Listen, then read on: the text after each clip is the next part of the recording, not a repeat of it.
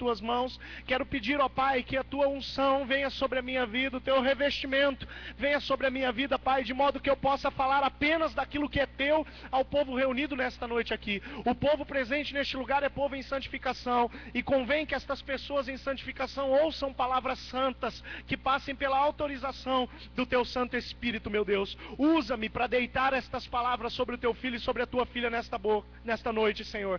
E se alguma palavra, Senhor, que não for tua, que não for autorizada por ti, quiser sair da minha boca, tu tens toda a autoridade para calar a minha boca se for necessário, Senhor, até fechar a minha boca, arrancar estas palavras da minha boca, meu Deus. Eu quero ser apenas instrumento da tua transmissão, instrumento da tua palavra nesta noite ao teu filho e à tua filha. Permite-me servir o teu filho e a tua filha neste nível nesta noite. E por fim, na autoridade do nome de Jesus, nós queremos decretar como frustrada qualquer tentativa do diabo contra esta palavra e contra os efeitos que ela vai causar na vida da tua igreja, Senhor. Nós declaramos a prosperidade da tua palavra, declaramos que ela não pode voltar vazia, e o fazemos em nome de Jesus. Amém.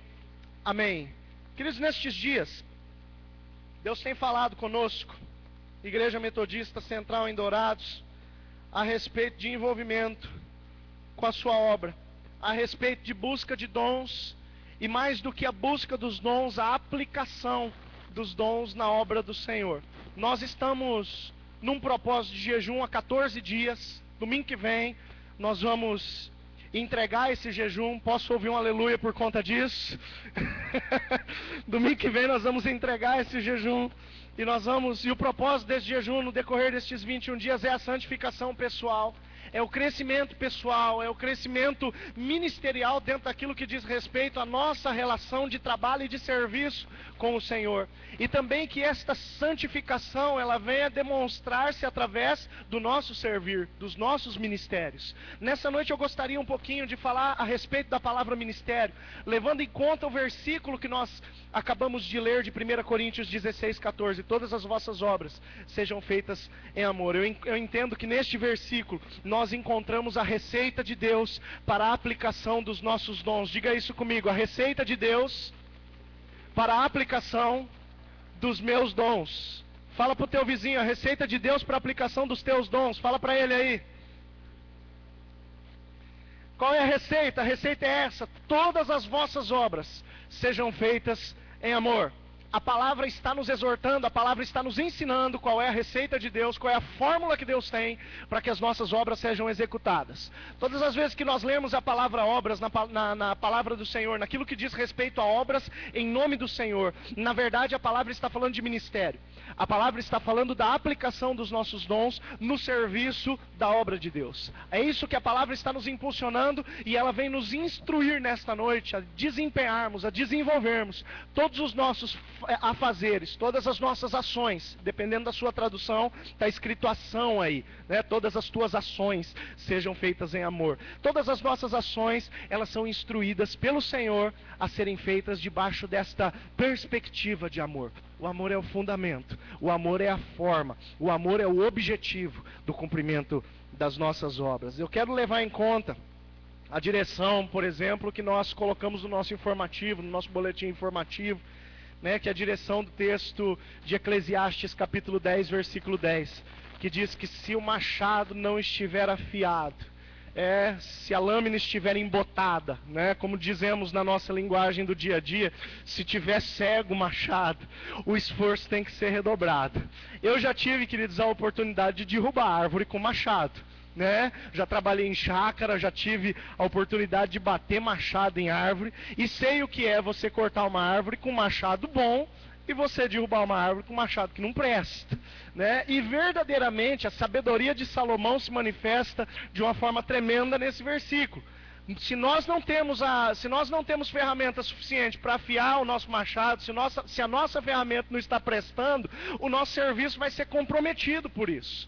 E eu entendo que esse versículo ele fala diretamente a cada um de nós dentro da perspectiva do nosso serviço cristão, dentro da perspectiva das nossas obras, do ministério que o Senhor tem confiado para cada um de nós. E o ministério que Deus tem confiado também para nós compartilharmos com outras pessoas. As obras pessoais, as obras de ministério pessoal, mas as obras também de ministério comunitário. Existem essas duas atmosferas que nós precisamos entender na nossa vida cristã. Essas duas atmosferas de atuação. O meu ministério pessoal, as minhas ações pessoais e as minhas ações comunitárias. As ações nas quais eu trabalho sozinho, por conta daquilo que Deus me deu e mandou eu fazer sozinho, mas também as ações que eu sirvo com os meus dons, junto com outras pessoas com dons distintos, para alcançar objetivos do reino de Deus. E hoje eu gostaria de falar um pouquinho a respeito do emprego dos nossos esforços na obra do Senhor, partindo desta recomendação, desta receita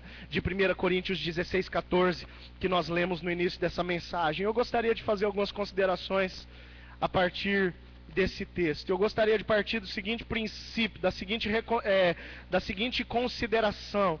Existe a necessidade de nós empregarmos os nossos dons na obra do Senhor. Essa é a primeira verdade que eu quero deixar para você.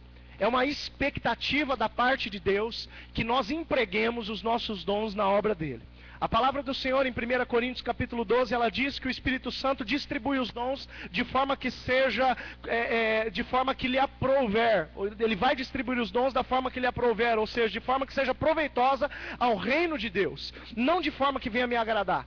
Queridos, muitas vezes nós nos pegamos, né? E isso eu passei boa parte da minha adolescência, quando me converti, estava cuspindo fogo, queria um monte de experiências novas com Deus, porque eu descobri que esse negócio de experiência com Deus é um negócio interessante, é um negócio gostoso. Você cai, você levanta, você ora em língua, você tem visão, um monte de coisa diferente. Eu queria ter mais daquilo, você tem sonho e tudo mais. Eu queria ter mais daquilo e eu comecei a buscar, só que eu comecei a buscar preferências. Eu comecei a falar: Deus, esse dom é bacana. Esse dom é legal, eu quero esse dom para mim. E eu comecei a pedir alguns dons, algumas coisas que eu lia, por exemplo, em 1 Coríntios 12, algumas coisas que eu lia em Romanos capítulo 12, são as listas de dons espirituais que são contidos na palavra. Os dons espirituais, os dons que o Espírito Santo libera sobre a sua igreja estão nestas listas de 1 Coríntios 12 e Romanos 12. A partir da semana que vem eu vou falar um pouquinho disso com a igreja. Já estou trabalhando no boletim, mas vou investir na tua vida também naquilo que diz respeito à pregação e instrução do altar. E eu comecei a pedir algumas coisas para meu benefício, coisas que eu achava legal, que quando eu via alguém movendo-se naquele dom, eu falava: gente, isso daí é bacana demais, isso daí eu quero para mim também. E eu consagrava jejum a Deus, e eu passava noites orando ao Senhor, buscando o dom que eu queria. Até que um dia o Espírito Santo fixou os meus olhos nesta verdade, que os dons são distribuídos de forma que seja agradável a Ele e não a mim. Queridos, eu já falei para vocês que eu neguei o ministério pastoral por 3 anos. Eu fiquei fugindo de Deus e tentando me esquivar de Deus. Eu sabia do chamado que Deus tinha para a minha vida. Desde os 17 anos de idade eu sabia deste chamado. Mas Deus teve que usar de um profeta para apontar o dedo para mim e falar: quando você vai tomar vergonha na cara e assumir o ministério que eu estou dando para você? Queridos, porque eu estava correndo atrás daquilo que eu desejava. Eu estava correndo atrás do ministério que eu achava bacana, dos dons que eu achava legal, que eu achava que eu iria funcionar bem. Eu quero que você aprenda uma coisa, queridos, em nome de Jesus. Nós só funcionamos bem dentro de uma perspectiva de reino de Deus. Nós só funcionamos bem quando nós estamos no centro da vontade de Deus. O segredo é a obediência. Diga isso comigo: o segredo é a obediência. Quando nós obedecemos a Deus, quando nós discernimos o que Deus tem para nós e ousamos obedecer, ainda que a gente ache a maior loucura aquilo que Deus está falando para nós, queridos, nós vamos executar o nosso ministério de uma forma de completa dependência que venha a agradar o Senhor. Você crê nisso? Amém? Essa é a primeira recomendação que eu desejo deixar para você. Deus espera que nós trabalhemos. O versículo ele diz o seguinte: todas as vossas obras. Ele já está pressupondo que existem obras na vida do crente. Na semana passada, um dos pontos que eu toquei na minha mensagem foi o ponto destacado em Tiago, capítulo 2, versículo 17, onde a palavra fala que a fé sem obras é morta. Se a fé sem obras é morta, queridos, eu quero lembrar você que a nossa fé, a nossa salvação, ela implica em nós agirmos em nome do Senhor, em nós desempenharmos o ministério em nome do Senhor. E a obediência, ela é o pano de fundo disso. Nós precisamos discernir onde Deus quer que nós venhamos a funcionar e vamos funcionando da forma que Deus tem pré-determinado para cada um de nós, da forma que o Senhor tem estipulado para cada um de nós. Nós precisamos entender e precisamos obedecer. Cristão tem obras. Essa é a definição da palavra ministério. As nossas obras, elas definem ministério. Ministério não dentro de uma perspectiva institucional.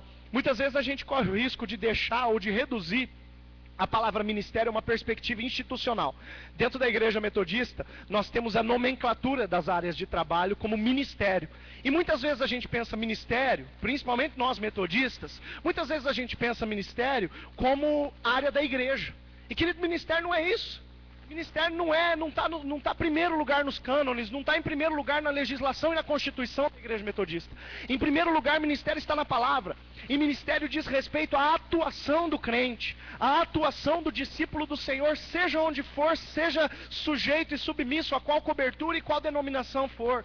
Nós somos chamados a executar ministérios. O ministério é o nosso dom e ação. Diga isso comigo, meu ministério é o meu dom e ação. O ministério é o emprego dos dons, queridos. O ministério é a ação dos dons. E com finalidades eternas. Com finalidades que não são nossas, com finalidades que são do reino de Deus. Em Colossenses capítulo 4, versículo 17, Paulo escreve o seguinte: dizei a Arquipo, atentai para o ministério que recebestes do Senhor, para que o cumpra. Em outras palavras, Paulo está dizendo para aquele servo: se aplique os seus dons no serviço do Senhor. Aplique os seus dons correspondendo com as perspectivas de Deus a teu respeito. A palavra também fala em Efésios capítulo 4, versículos 11 e 12, texto que eu tenho mencionado tanto para vocês, que Ele mesmo, Jesus, separou uns para apóstolos, outros para profetas, outros para evangelistas, outros para pastores, outros para doutores, com vista ao aperfeiçoamento dos santos para a obra do ministério. Aperfeiçoamento dos santos para a obra do ministério. Amados, se a igreja é a comunidade dos santos do Senhor, os santos precisam entrar em circulação, precisam fazer os seus dons entrar em circulação. Você crê nisso? Amém? Eu escutei uma historinha essa semana, queridos, eu li uma historinha essa semana agora vai me falhar os dados completos, né? De repente, numa mensagem escrita do boletim, eu posso colocar isso com os dados completos. Mas um certo príncipe de uma província, ele disse o seguinte: nós precisamos colocar mais moedas de prata em circulação. Nós precisamos de mais dinheiro em circulação na nossa província. Ele estava preocupado com a economia daquela província. Essa mensagem é uma mensagem que o bispo João Carlos escreveu, se não me engano, no Expositor Cristão, ou está no site da Sexta Região. Mas eu li essa semana essa mensagem, já lembrei a fonte, bispo João Carlos, né? E é real essa história. E diz que esse príncipe, ele pediu para que os seus soldados, a sua equipe administrativa, né, fizessem um conjunto e saíssem procurando por toda a sua província utensílios de prata que pudessem ser derretidos e transformados em moeda para ser colocados em circulação. E queridos, eles procuraram por toda a província e ninguém tinha nada de prata. A quantidade de prata que foi ajuntada era irrisória, era muito pequena. E disseram para aquele príncipe o seguinte: a única coisa que tem de prata, e tem bastante, são as imagens de santos em uma determinada igreja. Né? E aquele príncipe, ele não teve dúvida, ele falou: pega, confisca todos esses santos, derretam e coloquem eles em circulação. Queridos, é bem verdade que nós não cremos em santos. Nós cremos que nós somos os santos, amém? Hebreus 12:14, a palavra diz para nós sermos santos. Nós somos santos. Diga para quem está do seu lado: olha a ordem do príncipe. Você se lembra qual que é a ordem do príncipe? Derreta os santos e coloque eles em circulação. Nós precisamos ser derretidos pelo amor de Deus. A palavra diz que o nosso Deus é um fogo consumidor. A palavra diz através do profeta Isaías que quanto mais nós passamos pelo fogo, comparando-nos com o ouro, quanto mais nós passamos pelo ouro, mais nós estamos purificados e mais nós estamos preparados para a obra do Senhor. Traduzindo isso, trocando isso em miúdos, queridos, quanto mais nós nos santificamos, mais nós estamos nos derretendo para entrar em circulação. Os nossos dons dizem respeito a serviço a Deus, serviço ao nosso próximo, amém? Nós precisamos ser derretidos. Diga para quem está do seu lado: você precisa se derreter um pouquinho. Maridos e esposas, e não é derreter um pelo outro, não. É derreter por conta do Senhor. Nós sermos derretidos por causa do Senhor, para entrarmos em circulação.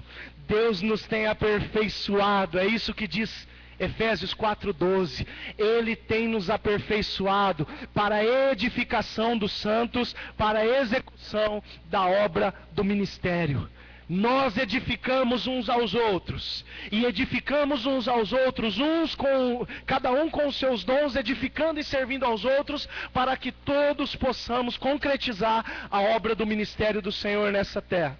Queridos, eu quero lembrar algo que eu trouxe numa mensagem alguns meses atrás. Eu usei de um texto de Atos, se não me engano, capítulo de número 3, no qual a palavra diz o seguinte: convém que todas as coisas sejam restauradas. Não, convém que os céus contenham Cristo Jesus até que todas as coisas sejam restauradas. Isso, se não me engano, está em Atos capítulo 3, vou ficar devendo o endereço para você também, pode ser, caso não esteja enganado, versículo 20. Mas, queridos, eu acho tremendo olhar para esse texto debaixo de uma perspectiva de serviço da igreja, debaixo de uma perspectiva de ação, e uma ação que tenha fundamentos missionários e fundamentos no amor, conforme a palavra nos diz. Amados, se os céus irão conter Jesus até a restauração de todas as coisas, custa a mim crer que o que vai restaurar todas as coisas nessa terra, nesse mundo tenebroso, é a televisão.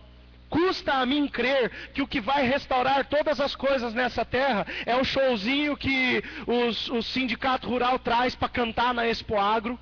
Custa a mim crer que o que vai edificar essa terra são os grandes empresários do mundo, é Silvio Santos jogando aviãozinho de dinheiro para as pessoas. Eu duvido muito, queridos, que essas coisas vão restaurar a terra.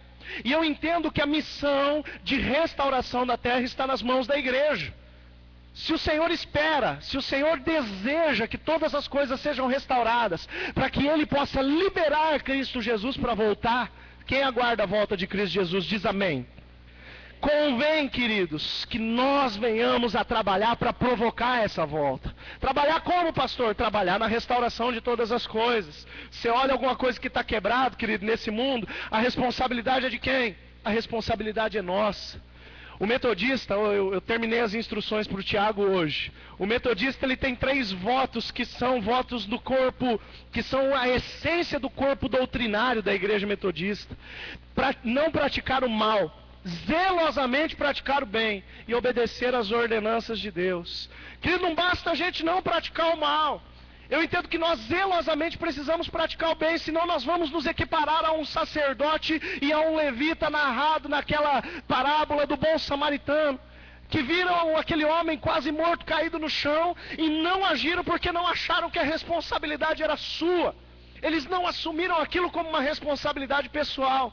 Não fizeram mal, mas também não fizeram bem. Queridos, nós votamos, que o nosso voto como metodista, e agora eu falo para os metodistas aqui, o nosso voto como metodistas é um voto de não deixarmos pessoas quase mortas caídas pelo caminho. Amém? Não podemos ver aquilo que esse mundo tem promovido e fechar a nossa boca, sem levantar a nossa voz profética para denunciar, para demonstrar qual a perspectiva do Senhor para algumas coisas. E teve uma época que eu fiquei ameaçado de morte em Lins. Já estava aqui em Dourados. Mas por conta de uma pataquada que a polícia fez lá na cidade de Lins, e uma pataquada que atingiu diretamente a nossa família, irresponsabilidade na investigação do assassinato do meu sogro, pai da Flávia, 4 anos sem nenhuma resposta. Eu mandei um artigo para o jornal da cidade de Lins, regaçando com a polícia daquela cidade. Polícia Militar, Polícia Civil, todos os níveis de polícia, todos os níveis de investigação, todas as pessoas envolvidas, citei nomes, porque eu não gosto desse negócio de alguém falou, alguém fez, eu citei nomes, eu botei nome no negócio. E saí de férias, cheguei em Lins, estou bem passeando de bermuda, chinelo no calçadão da cidade. E um amigo meu da Sabesp, que trabalhava comigo na Sabesp Lins, também chamado Paulo, chegou para mim, encontrou comigo numa das esquinas do calçadão e falou assim: o que você está fazendo aqui? Eu falei: estou de férias. Ele falou: não, eu estou falando aqui no calçadão, passeando aqui. Teu pescoço está valendo ouro nessa cidade. Eu falei: eu sei, não tenho medo disso não. E as pessoas, inclusive, que estão me ameaçando, sabem que eu estou aqui. Mas eu não tenho medo disso. Queridos, por quê? Porque eu levantei voz profética. Diz respeito à minha família? Diz. Mas sobretudo diz respeito a uma questão de segurança pública, a uma questão de uma cidade, a uma pessoa que era pública numa cidade. Queridos, eu não posso deixar. Se outros não falaram, eu falei.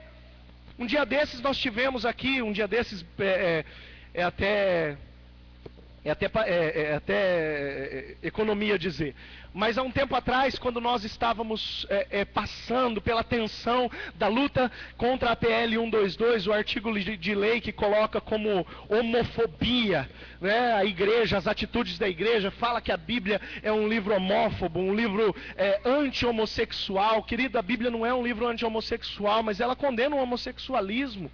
E nós levantamos voz profética nessa igreja, foi para a internet, foi para o YouTube, foi para sites o áudio, foi distribuído por aí, mandei carta para os senadores, 81 cartas eu escrevi, colocando a minha posição pessoal, e eu trouxe essa posição e orientei a igreja por 19 minutos a respeito de qual era a nossa luta. Querido, porque ninguém faz. São poucos aqueles que levantam a sua voz profética, e essa é a função da igreja. Essa é a nossa função, sermos orientados, equiparmos os santos para a obra do ministério. Porque amanhã, querido, pode ser um homossexual batendo na sua porta, pedindo ajuda para você, pedindo para ser discipulado por você, pedindo para ser cuidado por você, pedindo para que você anuncie a palavra de vida para ele. O que você vai fazer? Vai evitar? Os nossos dons são para ser colocados em circulação. A prata precisa ser derretida e precisa ser distribuída. Nós precisamos nos derreter mais mesmo, nos diminuir na presença do Senhor. A palavra diz que convém que nós venhamos a diminuir, para que Cristo cresça em nós. Quanto mais você se diminui, quanto mais você se derrete, mais Cristo vive em você. Você crê nisso? Amém? Essa é a primeira verdade que eu quero deixar para você, em nome de Jesus. Os ministérios, eles são enraizados em dons. E é necessário que você saiba, qualquer obra religiosa que não tem por pano de fundo os dons é mera atividade. E eu quero dizer um negócio para você: atividade não conta crédito no reino. O que conta crédito no reino é empenho dos dons que você tem recebido de Deus. É você estar no centro da vontade de Deus, agindo em conformidade com aquilo que Ele quer. Porque aquilo que Ele deu para você não é para o teu prazer. Aquilo que Ele deu para você muitas vezes vai até gerar desprazer. Muitas vezes o dom que Deus deu para você, queridos, eu tenho um amigo que é intercessor, e ele costuma dizer o seguinte: a forma que ele encara o ministério de intercessão é essa. Ele diz: o ministério de intercessão é o esgoto cristão. Em alguns momentos é muito gostoso você ser intercessor. Você vai orar por uma pessoa e vai ver o milagre acontecer. Você vai orar por uma pessoa e vai ver a causa sendo cumprida e a obra de Deus se concretizando. Mas em alguns momentos, queridos, é você que o pastor vai chamar para expulsar o demônio do encapetado. É você que vai sentir é você que vai ter algumas sensibilidades espirituais a respeito de algumas necessidades espirituais da igreja e de pessoas. É você que vai se acordar de madrugada para orar por vida de pessoas que de repente você nem se relacione. Para orar por vida de pessoas, e eu já ouvi relato desses, que você nem conheça e que daqui a anos o Senhor vai te levar a conhecer. Às vezes o ministério que Deus te dá não vai te dar prazer, não vai trazer prazer para você. Prazer eu digo no sentido de, como eu gosto de fazer isso. Mas o teu prazer vai estar em fazer aquilo que Deus estabeleceu por amor a Ele, e não por amor àquilo que você gostaria de fazer.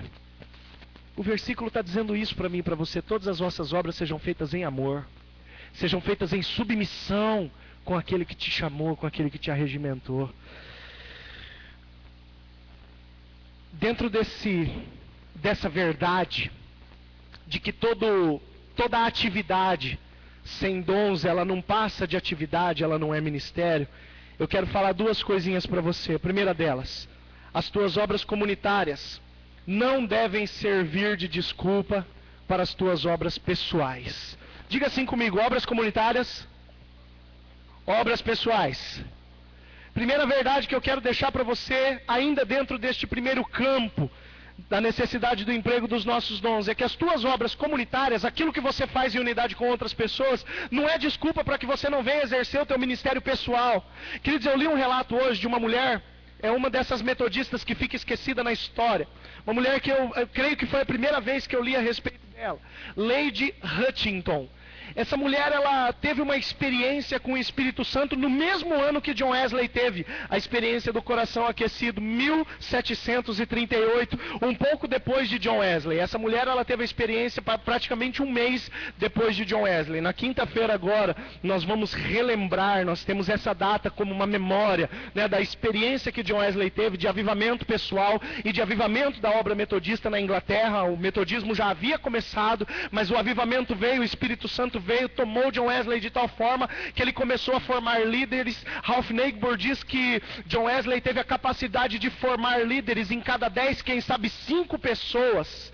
John Wesley colocava um líder, com pouco ou nenhum preparo, sabendo apenas as coisas da palavra de Deus. E ele deixava esse povo funcionando e partia para a próxima cidade. Quando John Wesley morreu, ele deixou cerca de 10 mil grupos pequenos funcionando. Eu creio que esses 10 mil grupos pequenos, cerca de 100 mil pessoas, só nesse rolo aí, ele tinha mais ou menos uns 20 mil líderes funcionando.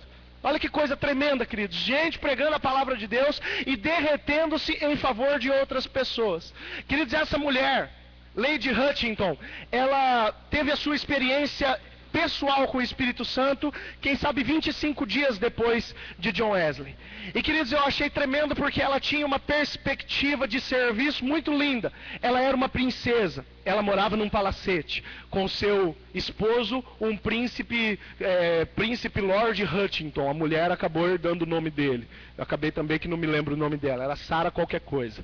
E queridos, é interessante que essa mulher, quando ela teve essa experiência com o Espírito Santo, ela estava deitada numa cama, né, adoecida, daí vem o nome de uma doença que traz uma atrofia, doença de Hutchinson.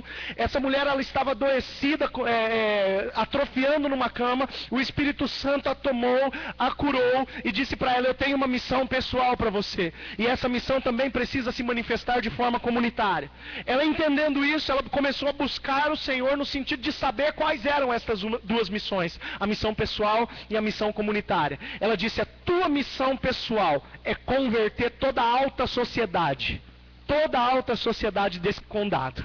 Ela tinha relações com essas pessoas. E a tua missão comunitária é abrir a porta do teu palacete para que as pessoas de todas as espécies, de todas as classes econômicas, entrem dentro do teu palacete para ouvir a palavra de Deus que eu vou pôr na tua boca.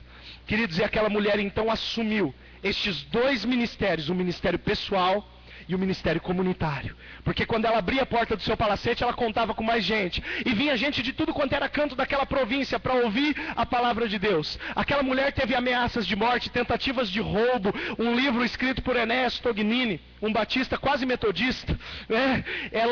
Ele relata isso. O livro se chama Vidas Poderosas. E ela teve essa experiência de abrir a sua porta e tentativas de roubo. Pessoas se aproveitavam, o palácio está aberto, vamos lá dentro. E tentavam roubar, mas por todas as vezes que essa mulher tentou sofrer, que Satanás tentou lançar alguma coisa sobre a vida dessa mulher, Deus aguardou, porque era a palavra que estava sendo pregada ali. E esse era o ministério, comunitário. Mais pessoas que estavam se convertendo ajudavam ela, trazendo gente, pregando, intercedendo, sustentando aquele ministério. E enquanto isso, aquela mulher desempenhava o seu ministério pessoal, evangelizando a alta sociedade daquele condado. E até o último dia, todas as noites antes de dormir, aquela mulher pedia perdão por conta daquelas pessoas que ela não tinha conseguido ganhar para Jesus naquele dia, mas que no dia seguinte ela tentaria mais uma vez. Sabe o que é isso? É prata derretida entrando em circulação. Isso, querido, é gente que não usa dos seus dons comunitários, da aplicação dos dons comunitários. Eu estou servindo na igreja, para se eximir da responsabilidade da aplicação dos seus dons pessoais, do seu toque pessoal em outras pessoas. Essa é a primeira verdade que eu quero deixar para você. As tuas obras comunitárias não devem servir de desculpa para a execução das tuas obras pessoais. E a segunda verdade que eu quero deixar para você é o contrário. As tuas obras pessoais não te isentam da necessidade de empregar os teus dons em união com os dons de outros irmãos para executar as obras comunitárias. as tuas obras pessoais não te dispensam de se reunir com outras pessoas, com dons diferentes, a multiforme graça de Deus, para trabalhar para o reino junto com outras pessoas. Queridos, são essas duas verdades que eu quero deixar para você dentro dessa primeira parte do versículo, né? Todas as vossas obras. Se a palavra fala de obras é porque ela pressupõe o nosso serviço. A segunda verdade que eu quero deixar para você, falando do finalzinho do versículo, todas as vossas obras, aí vem a recomendação, sejam feitas em amor. A segunda observação que eu quero fazer é essa. Eu quero falar a respeito do fundamento das obras, aonde as obras se fundamentam. Eu também quero olhar para essa recomendação a partir de dois pontos de vista. Primeiro, em amor, citado no versículo, fala de motivação, fala do porquê eu faço. Você já parou para fazer essas perguntas naquilo que diz respeito, essa pergunta, aliás, naquilo que diz respeito ao teu campo ministerial? Por que eu faço isso? Queridos, essa é uma noite que Deus está te incentivando a olhar para os teus dons, a olhar para os teus ministérios, ou quem sabe para as tuas atividades, e perguntar, por que eu faço isso? Em amor, fala de motivação. Por quê? Mas em amor também fala de origem. Como faço? O que tem me impulsionado? O que tem gerado esta ação? Quero falar sobre essas duas perspectivas. Essa pergunta constante, por que eu faço, ela precisa ter uma resposta. Amor à obra. É o que o versículo está falando para mim e para você. Se a resposta não for porque amo a obra, porque amo dar resultados para Deus, porque amo estar no centro da vontade de Deus, se a resposta não for nesse nível, tem alguma coisa errada. Se a resposta não chegar aqui, tem alguma coisa necessitando ser corrigida. Tem alguma coisa que precisa ser revista. Em 2 Coríntios capítulo 4, versículo 5, a palavra diz, porque não pregamos a nós mesmos, mas a Cristo Jesus, Senhor, e nós mesmos somos vossos servos, por amor de Jesus. Nós não pregamos a nós mesmos e nós somos servos uns dos outros, por amor a Jesus. E ainda 2 Timóteo capítulo 2, versículo 10, a palavra diz, o apóstolo Paulo relatando, sofro tudo por amor dos escolhidos, para que também eles alcancem a salvação. Querido, se você olhar para o teu ministério e fazer essa pergunta, ter a cara de pau de fazer essa pergunta para você mesmo nessa noite, com sinceridade, por que eu estou fazendo isso?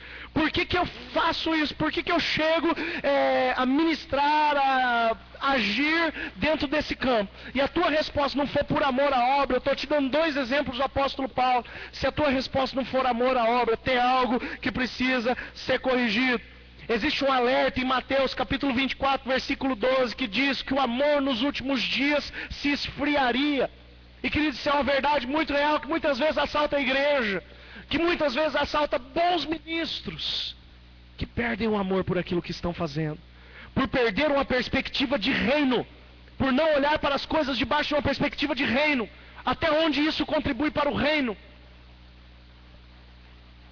Nós precisamos experimentar, queridos, ser cidadãos do reino um pouco mais. A palavra nos chama, a palavra nos conclama a sermos cidadãos do reino de Deus. Nós precisamos buscar de forma inquieta, de forma incessante, o que é viver o reino de Deus.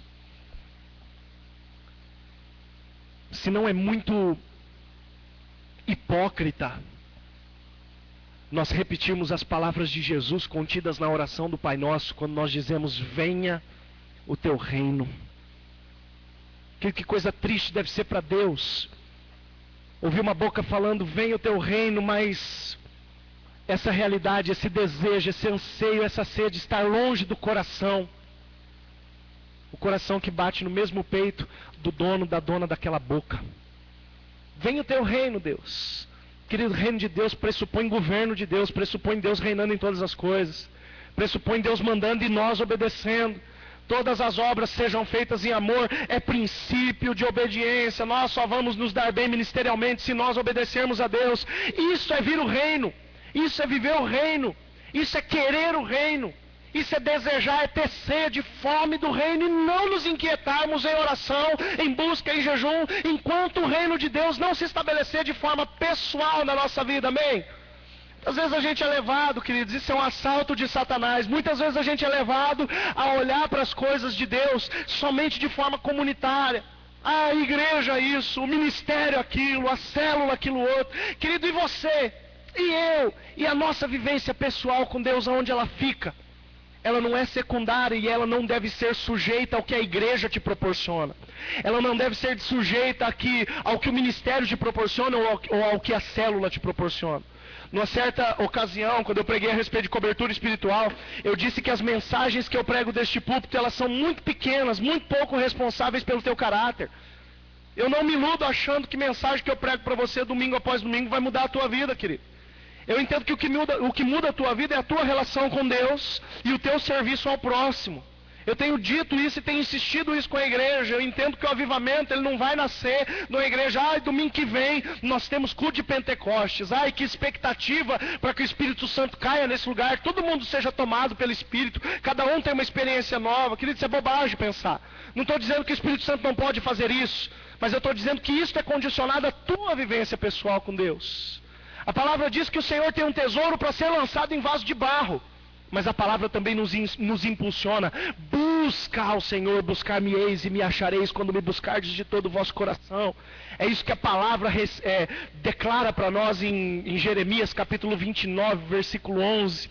Versículo 12 diz: serei achado de vós e eu mudarei a vossa sorte.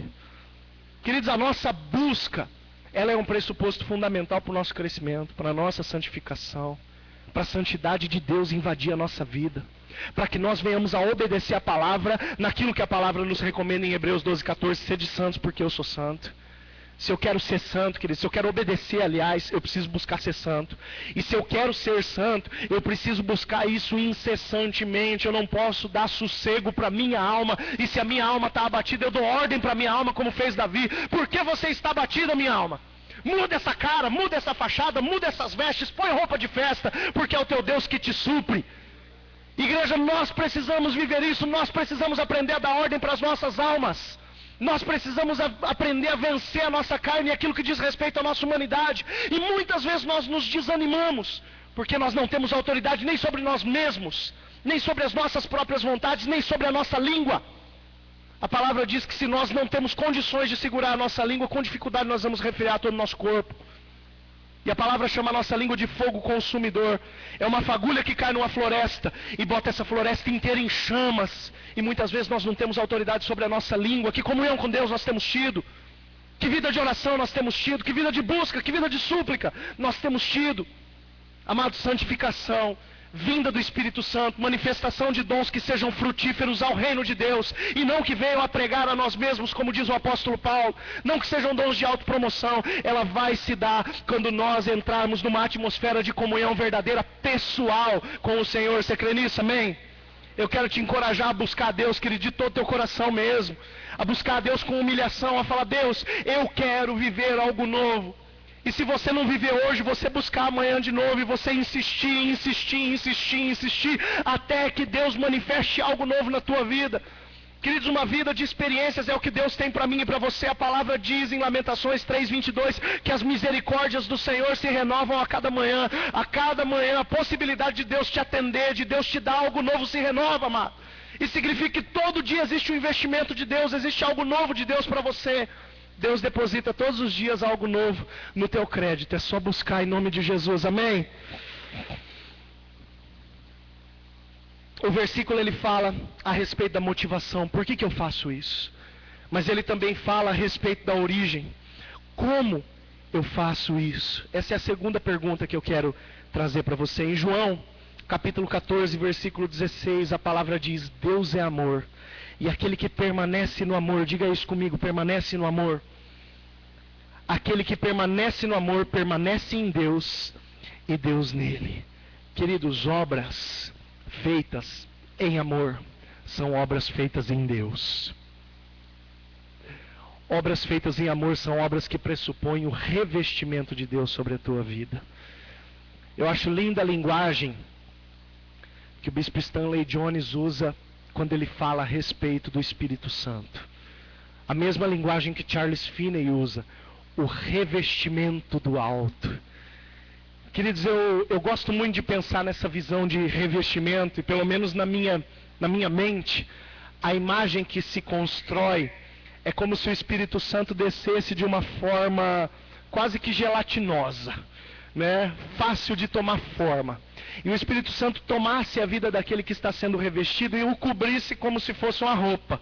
Até a ponta dos dedos das mãos, até a sola do pé, completamente coberto. O Espírito Santo tomando as nossas vidas de modo que a nossa aparência passe a ser uma aparência santa. Nós passamos a ter, melhor dizendo, uma aparência que já transpareça a santidade. Eu quero que você se lembre do que acontecia com Moisés quando Moisés subia no monte.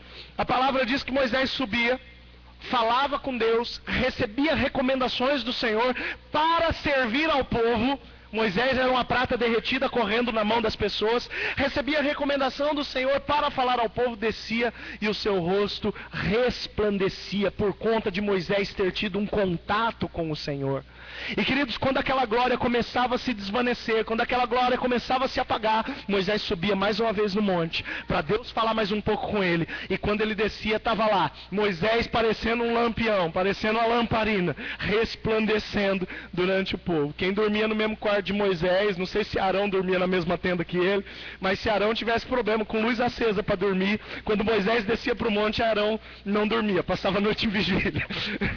Eu imagino que é isso que Deus espera de mim e de você, querido, não só uma fala que produza santidade, não só uma fala que incite santidade, mas uma aparência de santidade, atos que venham a incentivar outras pessoas a serem santas. Querido, tem sido tão gostoso. Eu ouvi alguns testemunhos, de pessoas que têm se santificado, de pessoas que têm buscado ao Senhor e têm falado de mudanças dentro de campo familiar, dentro de campo relacional. Eu fico apaixonado por essas coisas, queridos. Quando algumas pessoas compartilham isso comigo, pastor, eu estou passando por essa experiência, eu estou falando de Deus, eu estou orando, eu estou manifestando os dons, eu estou usando, eu estou servindo. Eu gosto muito disso, queridos. Ontem mesmo eu fiquei horas conversando com uma irmã da nossa igreja que tem servido a Deus de uma forma tremenda, que tem servido a Deus no seu campo pessoal, de uma forma maravilhosa. E eu imagino que é isso que o Espírito Santo espera de cada um de nós. Mas isso vai acontecer quando nós andarmos como Moisés andou, quando descia do monte com a nossa face resplandecendo presença de Deus.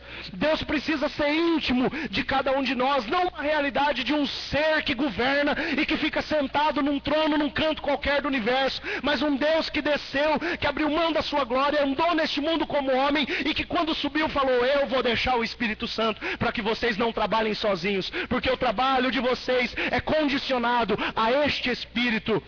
A palavra fala: não saiam da cidade, não hajam, não ministrem. Esse é o último capítulo de Lucas.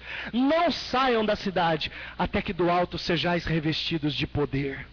Queridos, o próprio Senhor Jesus só começou o seu ministério com 30 anos de idade, quando ele foi batizado e o Espírito Santo tomou a sua vida. Desceu em uma forma corpórea de pomba, ouviu-se uma voz do céu, era Deus falando, e Deus dizia: este é o meu Filho amado, em quem me comprazo, a ele dai ouvidos.